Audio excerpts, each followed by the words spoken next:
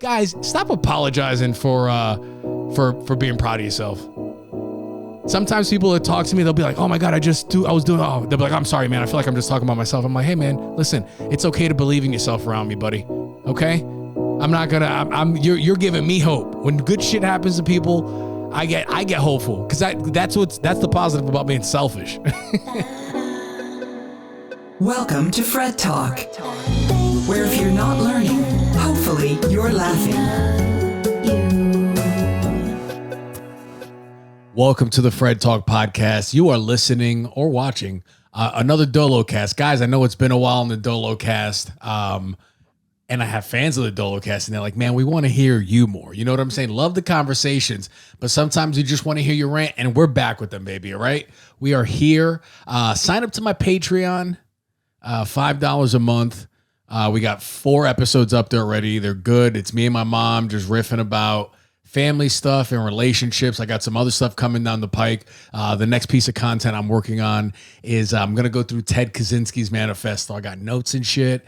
It's going to be fun. If you're thinking, why the fuck would you listen to, or why would you read the thoughts of a man that bombed Oklahoma City in 1997 or some shit, 95 or whatever? It's because his thesis was pretty much what everybody's S and the D about with social dilemma. Oh, social media, technology's ruining us, blah, blah, blah. I mean, that was his thesis, was that technology is going to ruin modern society. And I'm reading through the paper now, guys, and the dude is kind of spitting bars. So I'll unpack more of that on the Dolocast on the next one. But for now, I want to cover sense of humor, right? Like, what is a sense of humor? Why is a sense of humor? Who is a sense of humor, right? You know what I'm saying? In this crazy world, I just think, and that's not just me, a sense of humor will save your life. There's studies that show it. There's fucking people who have a sense of humor they can adapt better to moving. It's easier for social situations to get rid of the awkwardness and shit like that. You know, most people like a sense of humor. They see the value in it, at least. Even if they don't have a sense of humor, they can at least see the value in making light of terrible situations, right? Then there's other people that don't like that. They just don't. And I think those people are dumbasses, right? These are people, you hear the thing, you know, you fear what you don't understand. You hate what you don't understand. And that's these people. They don't understand sense of humor, and they're kind of hating. They're hating from outside the club, right? They just hate. They don't understand it. They want to cancel people for jokes, shit like that. You know, people like to ask comedians, what do you think about cancel culture? And it definitely exists. It's out there. But at the end of the day, like Norm Macdonald says, the jokes will win, right? The jokes will win. And humor it'll save your fucking life, you know? It'll save your life. Here's one thing. If you're against cancel culture, here's one thing you should never do. Like, if you do this, what I'm about to explain, you're an enemy of comedy. You are pro cancel culture if you do this. So you could be ranting and raving about, oh, these people are so sensitive about, but if you do this thing, you're kind of a piece of shit. No, you are a piece of shit. When you tell someone some fucked up shit, or you say something mean and you try to say it was a joke. Oh no, I was just joking. When you actually meant what you said in all earnestness, and now you want to double back because you're a little bitch ass motherfucker. All right? Don't do that. If you're doing it, it's okay, as long as you're like, hey, I'm gonna fix this shit. I'm not gonna do it. Don't do it, especially in a relationship, because that's one of the things that the cancel culturers that they use. It's like, oh no, he's just using comedy as a vehicle for hate speech, for this and that. These are little passive aggressive motherfuckers that can't say what they mean because they grew up in this society, shit like that. We live in a world where if you're honest, it's looked at as aggressive. You could be compassionately honest with someone, and it'll still be looked at as aggressive, which is crazy, right? Like, people just, oh, you're too direct. What does that mean? Like, you know? So don't do that. I got into 4 or 5 years ago. Rachel and I, my girl and I, we got into an argument, and one of the things she said, she had accused me of saying something and kind of doing what I just said. And I got so offended. I got all like, I got super douchey about it. I was just like, I am a comedian. I would never do that. But it was true. I meant that shit. I was like, I would never do that shit. That is just a bitch ass motherfucker move. Don't do that. If you do that, you are adding to cancel culture because that's one of the things they use. So don't do that. Right?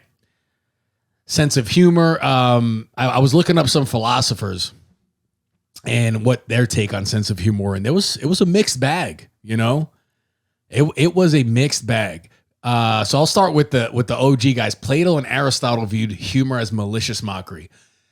Those are two unfunny motherfuckers, is what it is, right? They're used to be getting the attention for the deep thoughts and the this and that, but they couldn't balance it with humor. They didn't understand this. So now they're like, oh, it's malicious mockery.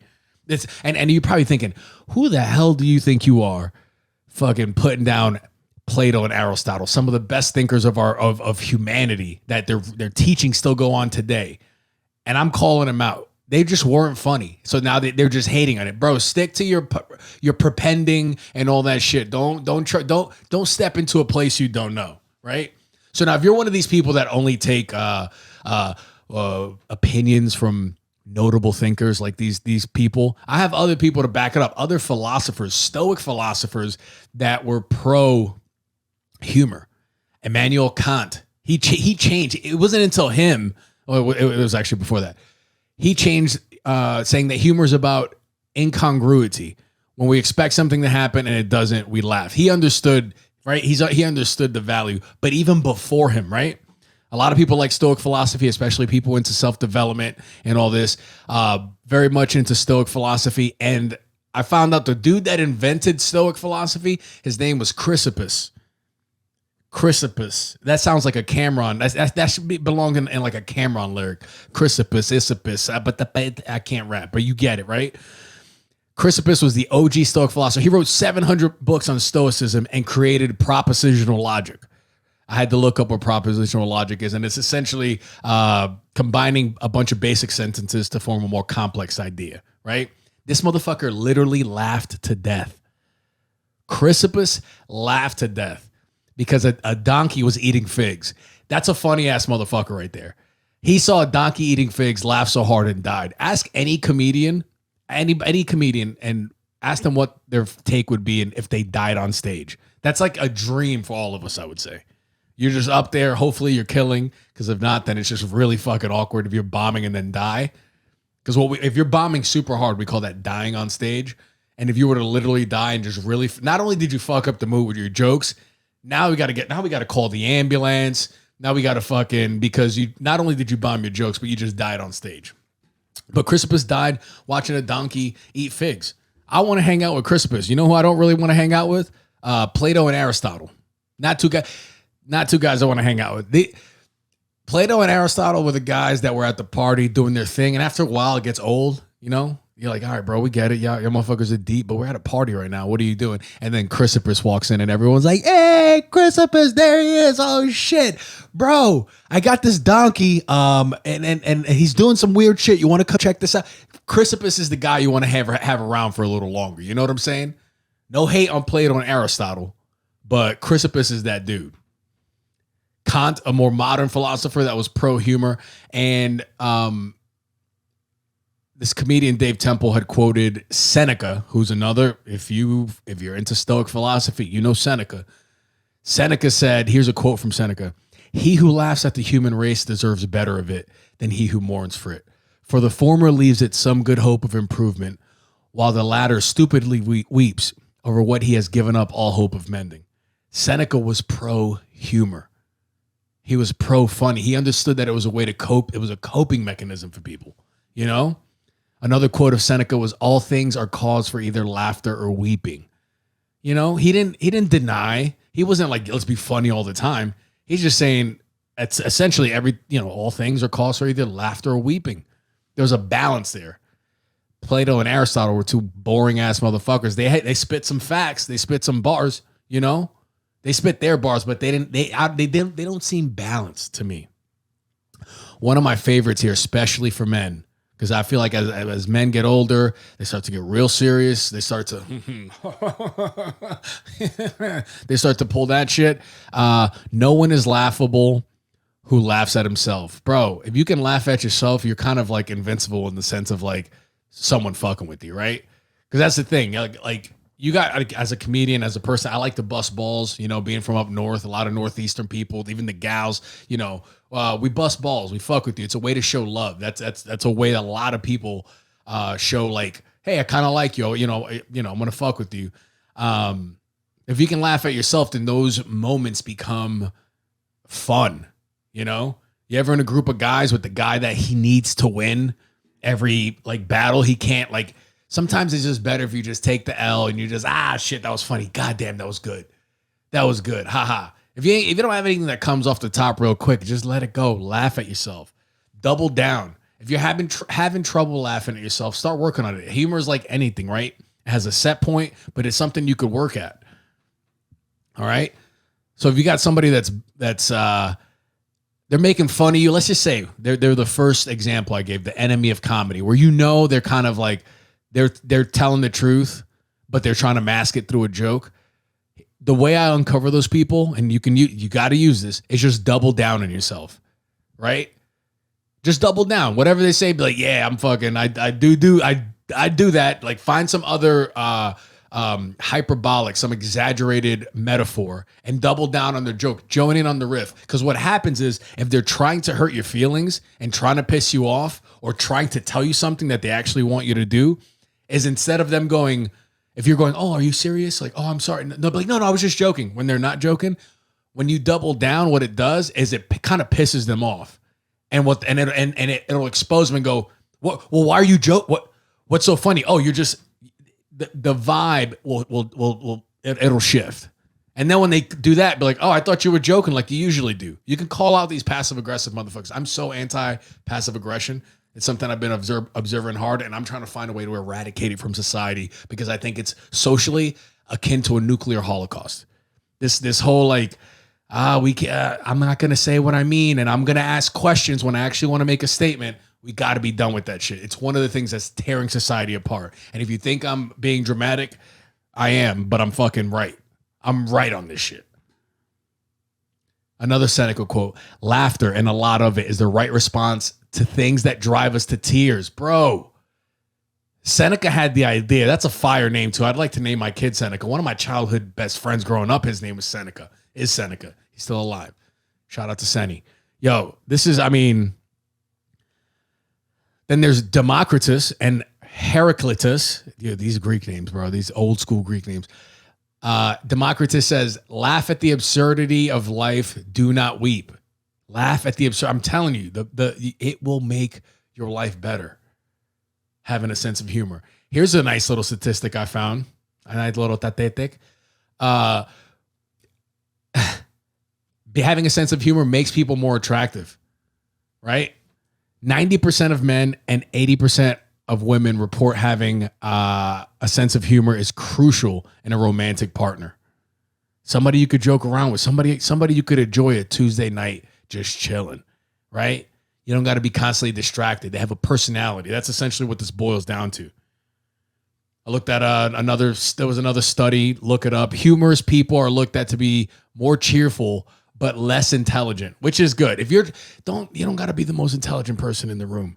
There's a liberation in just being like, I'm going to be the cheerful person. Then if you are an intelligent person and you say something intelligent, you catch little douchebags off guard, and they're just like, oh shit, this motherfucker, not only is this person funny, not only is she funny, but they're smart too. It adds layers.